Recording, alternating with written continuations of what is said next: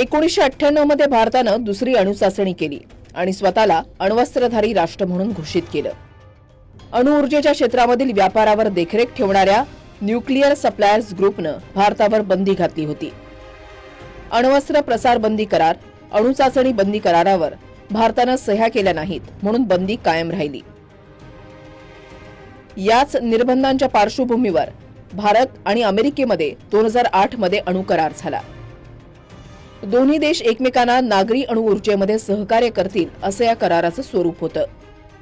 अमेरिकेसोबतच्या नागरी अणुकराराला देशात डाव्या आणि इतर पक्षांनी कडाडून विरोध केला. 2008 मध्ये अणुकराराला विरोध करत डाव्या पक्षांनी सरकारचा पाठिंबाही काढून घेतला. मनमोहन सिंग यांच्या सरकार विरोधात अविश्वासाचा प्रस्ताव मांडण्यात आला. अविश्वासाच्या प्रस्तावानंतरही मनमोहन सिंग न डगमगता निर्णयावर ठाम राहिले. समाजवादी पक्षाच्या पाठिंब्यामुळे मनमोहन सिंग यांचं सरकार थोडक्यात वाचलं. मनमोहन सिंग यांनी केलेल्या करारामुळे अणुऊर्जा क्षेत्राची दारं भारतासाठी खुली झाली.